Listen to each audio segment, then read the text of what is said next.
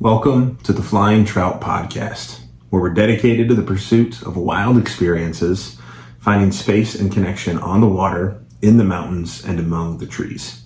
Each week, we dive into the wild side, sharing stories, skills, and the unexpected lessons that come with living a life out there.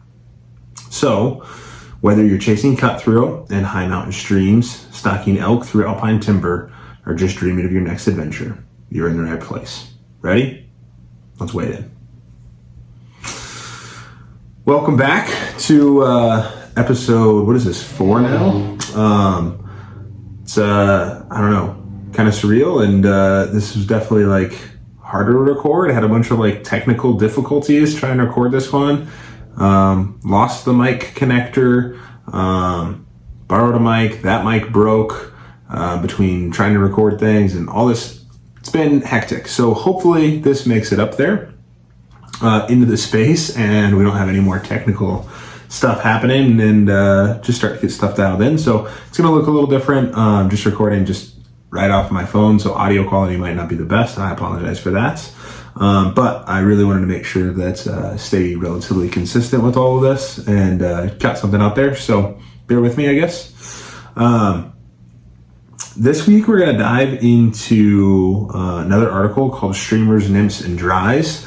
And this is really just diving into the basics of different fly types. So nothing too crazy here, but we're going to talk about kind of the differences and why it's important to be a well-versed angler in kind of all three.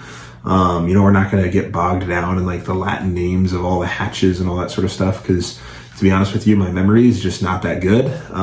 We're really going to talk about, the big things that you need to understand trying to fish all three to be a versatile angler, because I think being versatile is what makes us more effective, and that's why I really went to a fly rod as opposed to a spin rod in the first place. So we're gonna dive into that.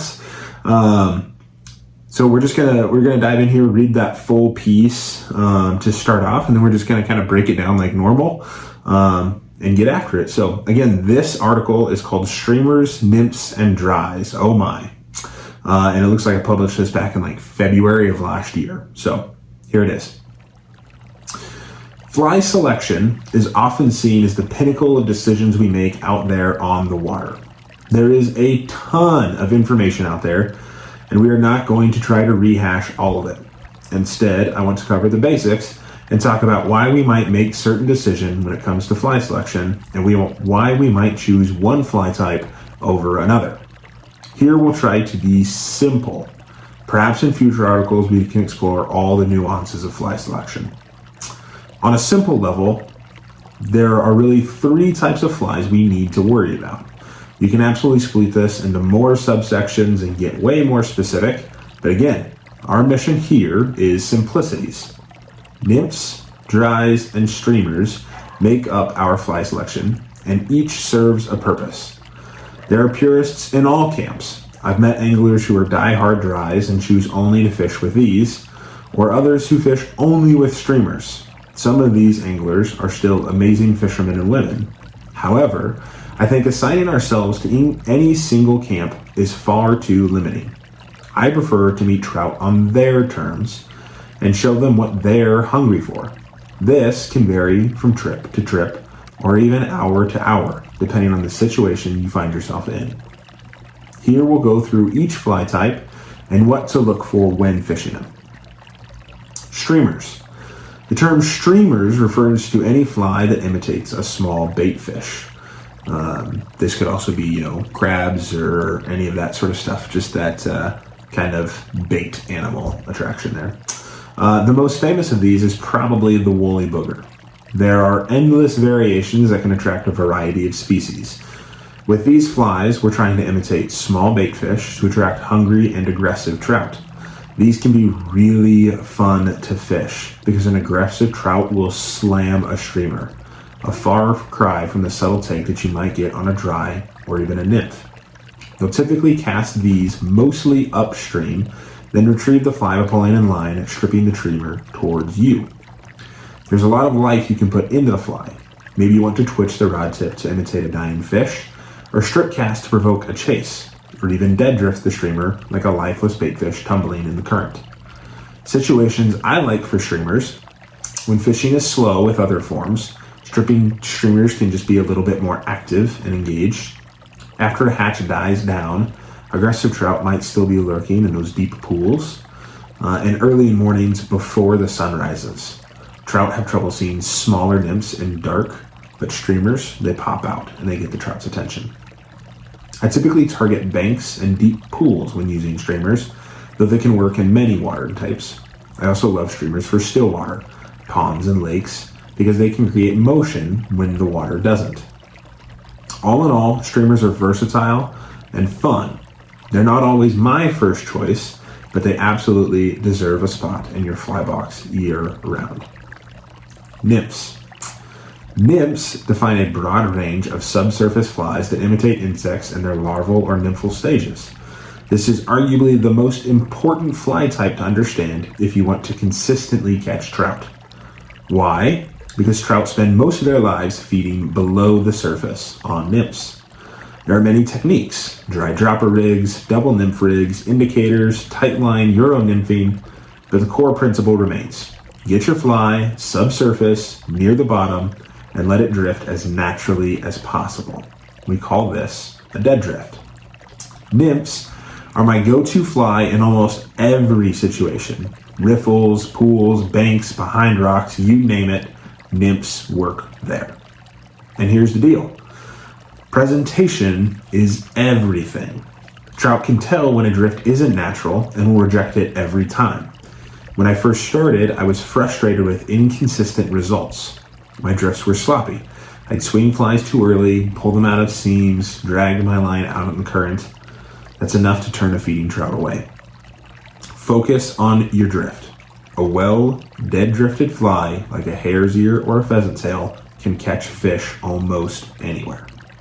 To summarize, nymphs are the workhorse of fly fishing. Start simple, fish them often, and always work on your presentation. Dry flies. Dry fly fishing is probably the most glamorized form of fly fishing. Books, films, Instagram reels, we love the image of a trout rising through glassy water to sip a perfectly placed dry fly. And I'll admit, dry fly fishing is my favorite. These flies imitate bugs floating on the water's surface. Most often, they mimic adult insects emerging during a hatch, or terrestrials like ants and hoppers. Hatches happen most often in the early morning or evening, though every river system is different. The key to success? Spend an entire day on the water. Watch for rising fish, look for slurps or splashes, and pay attention. Or talk to your local fly shop and they'll help you out. Fishing dries is relatively straightforward. You want the fly to float naturally through the water on the top of the scene. I use light tippet, usually 5X, 6X, and flies with large wing sections to help keep them on the surface. Favorites of mine include elk hair caddis and parachute Adams. They're just bread and butter. But here, the challenge. Trout can get picky. During hatches, they often key in on very specific features: size, color, profile. You might see fish rising all around your fly and they never touch it. So carry a variety. Observe the bugs and try to match them. Dry flies are fun, visual, and deeply rewarding when timed right. Just don't rely on them alone. Overall, obviously there's a lot more to cover with each fly type. This is just kind of a basic intro. But I hope this gives a general starting point. Don't get stuck in one camp. Trout eat all three: nymphs, dries, and streamers. No method is superior. They're all just tools to help you trick a fish and put it in the net. Meet trout on their terms. Be creative, be flexible, switch things up, keep a variety of patterns in your box, and become a versatile angler. Thank you for reading, and now get out there and fish well, friends. So kind of a basic overview of all three. If you're a new fly angler, then great. This is a great starting point for you to kind of dig into. And I hope that really helps. But, for a lot of you, if you're an experienced angler, I'm sure a lot of the stuff that I just talked about, and nothing's new to you, which is great. That's awesome. I think this is just kind of a beginning point. So if you want to dive further into each of those, let me know what fly type is your favorite. Let me know, what you guys like to fish, and maybe we'll dive more into that fly type. So whether it's streamers, nymphs, dries, what do you guys want to know more about? And we'll dive into that more in a future podcast here. But I think really what is so important for me is the versatility. Kind of talked about it a little bit in there, but there's many anglers who kind of find themselves in one camp. They're a dry fly fisherman, or they're a nympher, or they're, a streamer, because you got to throw meat to catch meat. I've heard that a bunch of times, and I think it's a little silly. I've caught some of my biggest trout on nymphs, and I've caught big trout on streamers, and I've caught big trout on dries. I don't think there's one form specifically that is going to guarantee you a big fish. But I think what can guarantee you success on the water is being versatile and well-versed in all three of these. If you're really good at fishing streamers, but then a dry fly hatch starts popping off and you can't hold your own at all, well, I'm sorry, you're not going to be catching fish during that hatch, because none of those fish are looking for bait fish food forms. They're looking for those trout or those bugs up top. So understanding all three is crucially important to our mission here. So be versatile. Don't get locked into any. If there's one that's your absolute favorite, then I challenge you to look out beyond that and see what other areas could you fish, what other types could you fish. And I'm going to also be honest with you right now that I 110% need to take my own advice. I am not a good streamer fisherman. I'm just not. I caught fish on them and I do good, especially on still water, but especially in rivers, I have a hard time getting those streamers into the spots where they need to be, and doing it consistently. When I don't see success on a streamer after a few casts, I'm typically snipping it off and going right back to my bread and butter, nymphs. And that's just a personal thing. I'm trying to challenge myself more. Even today, I told myself, hey man, you're going to start off on streamers and you're going to fish streamers for at least a half mile of stream. And I did, and I had no success. Just the way it went this morning. But I was proud of myself for challenging myself to get out there. So try your hardest, try to learn those other techniques and get after those a little bit, and hold me accountable. Make sure that I'm fishing those streamers, because I don't know. I have way more fun fishing dries than fishing nymphs, and so I gravitate towards that. But I know that there are a lot of big trout, and especially big brown trout, that key in on those streamers specifically. So just a weakness in my fishing and something I need to work on, but challenge you to just push yourself to fish those forms you don't fish quite as often, and I think that can lead to a lot of success. Just matching where the trout are. Like I said, meet the trout on their terms. That's the whole mission of this, right? I think that's what got me into fly fishing in the first place. That's what gets many people into fly fishing in the first place. Is if you're fishing on a spin rod, I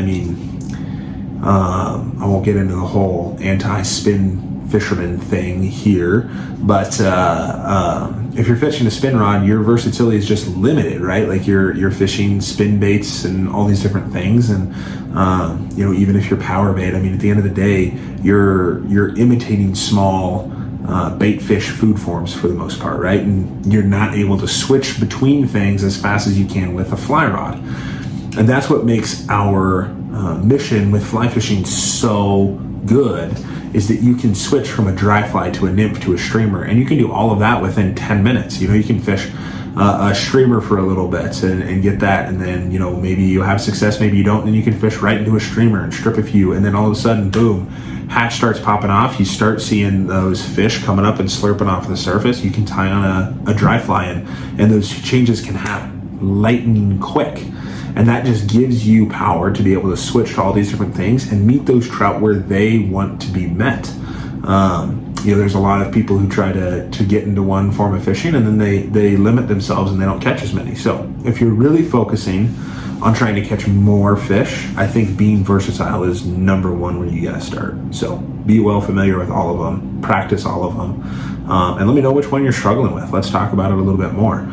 If it's streamers, maybe I'm not the best resource, but hey, maybe we can learn together, right? It's a great time.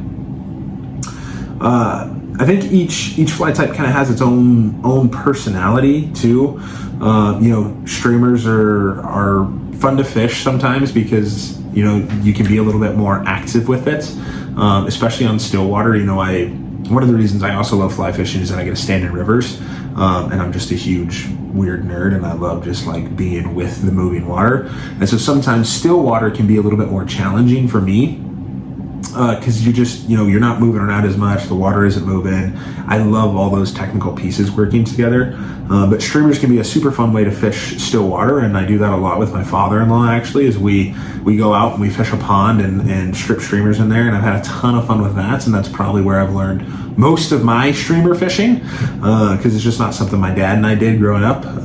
Dry fly guys through and through. My dad knows what I'm talking about. But still water can be super fun for streamers. It can kind of get that moving a little bit to get those aggressive trout, and especially early mornings. I think that's a great time before the sun comes up. If you get out there that early, or you've fished an awesome day and you're just wanting to hang on for a little bit, I think streamers can be a great source in those lower light times, because you can kind of animate those flies a little bit, get the fish attention, and that's a really fun way to fish those. Nymphs, on the other hand, I view them as kind of the most technical fishing form out there in fly fishing. I think, and people could argue dry fly, sure, and you could argue all of them for sure. And there's techniques and all this stuff to all of them. I'm not discounting any of that. But for me, nymphs are a very precise and technical thing, especially once you get into like high key nymphing. A lot of the Euro nymph mono rig type stuff is very specific and can be really technical when you get into it, trying to stay in the same seam and different depths and all these different things. So that's kind of the way I view it, is it's way more technical, and I think that's why, especially in the last couple of years, I've poured so much into my nymph fishing.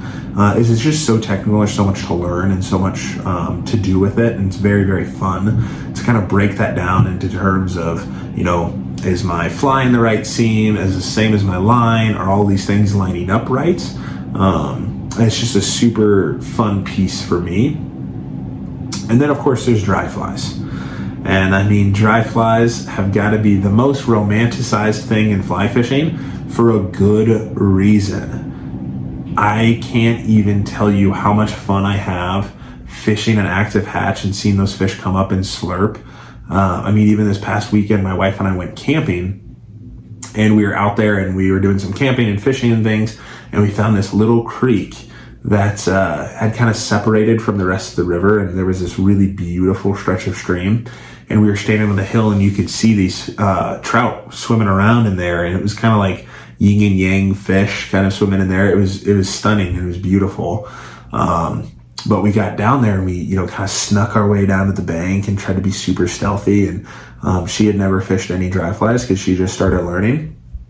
And what I noticed is they were all sitting underneath these branches, and it looked like they were waiting for ants or grasshoppers or, small little terrestrial bugs to fall off of those branches into the water, and they would come up and eat. And so I tied on a small little dry fly pattern that I have that's just pretty generalist and kind of all over the place, and tied that on for her, and we watched as this trout slowly looked up at it, and then you could see it in this super clear glassy water, and it just came up and slurped that fly, and it was just a super magical moment. It was super fun. It was cool getting to see the look on her face as this trout came up and ate it, and you got to see the whole thing.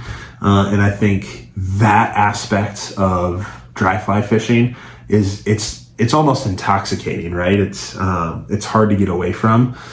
And so I think, I'm going to be honest, if I can fish dries, I will fish dries and just have a ton of fun with it. The problem is that it can be very situational, especially when I was first learning to fly fish. I wanted to catch fish only on dry flies all the time. And so I'd catch these, or I'd, throw these dry flies out there and drift them and drift them and drift them. And the fish just weren't looking for that. They were on the bottom eating nymphs. I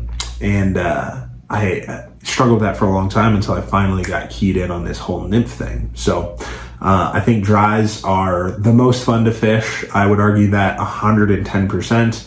But I don't know if they're what you need to be spending all of your time doing. But definitely when they're eating those dry flies, take advantage of it, man, because that is the most fun time in fly fishing, in my opinion, is during those active hatches or terrestrial season. I love the summertime with grasshoppers and ants and those trout coming up to eat those. So a ton of fun there. So let's dive into, I guess, a little bit about situations in different areas and times and places where you might fish these. So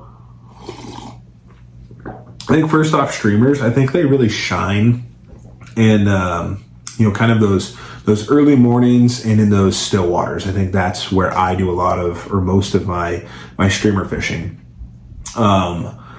If you're on a river, I always tend to think like deep pools and like undercut banks and that sort of thing. Like those are great places to fish those streamers where that water is a little bit smoother, because you can, number one, cover a lot more water. Sometimes in those big wide bends and things like that, it's hard to nymph those. All right, just a quick technical difficulty there, but we're back, and we're gonna have no more for the rest of the recording of this podcast. Okay, so that was a little bit about the just situations that I use streamers in. So now we're just going to talk about nymphs a little bit. And to be honest with you, I kind of view nymphs as sort of my bread and butter when it comes to fly selection. And I tend to think about those as, if nothing else is working, I'm tying on nymphs. And most of what I fish is double nymph rigs. And so I'm typically tying on 2 nymphs and either kind of Euro nymph high sticking it, or throwing on an indicator and yucking that out there. And that's kind of, my go-to for just almost any time of day. Just throw those on there, have a great time. So when in doubt, throw a nymph on, have a great time, cover some water, and that's going to be your go-to. I've had success with nymphs in, riffles, pockets, banks, deep pools, tail outs, all these different things. So I think you can cover pretty much every water with nymphs. Anywhere those trout are going to be holding is great water for nymphs, because a lot of the times that's what trout are eating. I think I can't remember exactly what the statistic is, but about 80% of what most trout eat will come down to nymphs. That's going to be what they're eating most of the time. Maybe it's 70, but somewhere in there, most of what they're eating is going to be nymphs. So check those out. Just another kind of quick tip for you that I love to do when I'm out on the water is I'll go down and I'll pick up a rock from the bottom and just pick it up, flip it over, and there should be a bunch of bugs down there. And you can just look at what's doing that. I've also seen a bunch of guys taking, their net, putting a little film over it and sticking that in the water and just letting that, current bring bugs through and everything, and then taking a look at what bugs you found. And then that just helps you kind of match exactly what food forms those trout are going to be exposed to throughout the day. And that'll just help you kind of make decisions on what patterns and things to look for there. So when in doubt, tie on a nymph. Dry flies, situationally during a hatch. If you see dries coming off the surface, that's great, but I always wait until I start to see trout rising. And I think that's something a lot of people get stuck up in, is sometimes a hatch may happen, but for some reason, and I don't really know why, but for some reason the trout are keyed in on a different food source. So they're not eating those dry flies that are coming off. Like I had that today when I was fishing. Actually, I was fishing and there were all these little tiny midges coming off, or they're just popping off the surface and everything. And I was like, man, I can't wait for this. And I kept waiting and waiting and waiting, and I waited and found like ideal dry fly water where it's super glassy and clear and smooth, and no trout came up. And yet I was casting my nymphs still, and I was catching them all on this stonefly imitation that I have. And I was just catching them back to back to back off of that. And so it was funny because you might think that because there's a hatch, the trout are looking up, but that's not necessarily true all the time. These were pretty small bugs coming off, and the stonefly nymph that I had on was pretty large, so I think they were just looking for those bigger food forms today. So what you're looking for there is not necessarily just the hatch coming off, but you're looking for those trout to come up and eat off the surface. So wait until you start to see those rises. Just another thing on rises, just a little bit here. There's a difference between when trout are eating on emerging patterns and when they're eating on the actual adult patterns coming up. Okay, so emergers are basically dry flies that are kind of stuck in the top section of the water. So like if the top of the water is here, then the bottom 2-3 inches in there. That's kind of the emerger range. And typically those are bugs where they're having trouble getting out of their husk because they're emerging or they're injured or whatever. And trout key in on those emergers very often. So during hatches, what you're looking for is if you can kind of see, you're not quite seeing their mouth come all the way up to the surface, but you're just seeing a little bump of their back. You're seeing that top fin just come out of the water. What's likely happening is they're coming up, eating those emergers, and then you're seeing their back fin come out of the water as they're going back down, but you're not necessarily seeing their head come up. So know when that's happening and key on those emerging patterns. There's some great emerging dry fly patterns out there that'll stay in that kind of stuck zone. So keep an eye out for those. Those are great things to fish. I've had crazy days on emergers, catching back to back fish, and that is a ton of fun. So keep an eye out for that. When they're actually going for the adult versions that are on top of the surface, what you'll see their mouth come out of the water. It'll actually come up and slurp out of the water. And I mean, you can clearly see it. The difference between that and their back is night and day. So keep an eye out there. And just know when those things are fishing. Sometimes what can also be fun if you're not totally sure is doing 2 dry flies, and you can always do, an adult kind of as your first dry fly, and then back behind it tie an emerger and drift those both through at the same time. Just gotta be careful about seams and that sort of thing and making sure all your lines are in the same spot. But if you can get it, then that could be really fun because you can get trout kind of on both sides there. So I guess just a little bit about, different rises and things.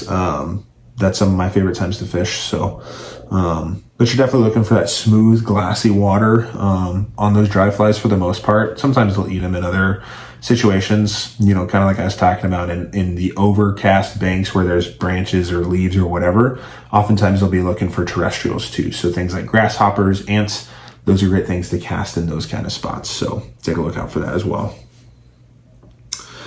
So that's kind of, a little bit about each kind of fly type. I think the biggest thing to think about is, especially if you're just starting or sometimes some really experienced great anglers struggle with this as well. Presentation is more important than the pattern that you have on. So, in terms of Nymphs, Dries, streamers, it can be, kind of overwhelming with the amount of fly choice you have. And I think as long as you're meeting those situations that we talked about and kind of fishing for those trout that are looking for those food forms correctly, pattern really doesn't matter quite as much. Pattern still is important, especially with dry fly fishing and things like that. I think that can be really important. I think pattern is probably the least important on streamers. For the most part, most streamers are gonna, look like bait fish as long as you're in the right size area. Your pattern probably doesn't matter as much. Maybe they're keying in on a certain color or whatever, but not as important. Nymphs, I would kind of say are like second most important on the pattern. I'm a very generalist nympher. I love, pheasant tails and all these natural patterns and things like that can cover kind of a variety of different things, whether it be a stonefly or a mayfly or whatever. I love those ones that can kind of cross over sections. I think dries can often be where trout get the most picky. So you got to think about your selection there a little bit more and see what they're keying in on. But overall, I would say that your presentation of those flies is far more important. If you're fishing a nymph rig and you're casting it in there and you're shaking your hand or whatever, and it's making that fly go all over and twitch and all this sort of stuff, a fish isn't going to eat that. It's just not. You're looking for dead drifts. You want it to look like the natural food form in the system. If it doesn't look like that, the trout's going to know, and it's just not going to eat it. So keep an eye out for that. I think that's something you got to kind of consider. So presentation over pattern, far more important. So work on those drifts. I think I've said that in like 4 out of 4 episodes of the Flying Trout podcast, just starting off, but drift is the most important thing that you can do. It's better than fly choice. It's better than all these different things. So think about that a little bit and just make sure that those presentations are really, really good. Okay. All right. With that, we're going to dive into just a little bit of sort of listener questions. So just got a couple here for you. First one here is, I see trout rising, but they won't eat my dry fly. So what's up? I kind of touched on this a little bit before, but there's, a couple of reasons this might be happening. And I think there's 2 big ones we can think about. Number 1 is they might be keying in on something else, whether it's, a wing color, a size, body color, whatever it is. So one of the biggest things you can do is just look at the actual bugs that are coming off the water. Oftentimes you can get one to land like right on your hand, and then you can get a really good look at it. I've even opened up my fly box and looked right at that fly and gotten the closest matching thing, especially with color and size. Those are the 2 things that I think trout really key in on, is color and size with their dry flies. So just take a look at that and match that as best you can. The second thing, and we kind of talked about this before, but make sure that they're actually coming up for adult dries and not emergers. Oftentimes people can get those confused, but again, you're looking for, if their mouth is coming out of the water, they're fishing on adults. So that's when you got to change up your selection.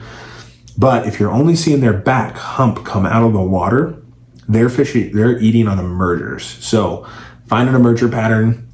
There's a couple that I really, really love that I can share with you. So just reach out if that's something you'd kind of be interested in, and I can give you a few of those. But be sure they're actually fishing on the adult dries and not emergers. There can be a big difference there, and a lot of people get confused. So just a good thing to think about. Second question here is, when should I throw a streamer instead of a nymph?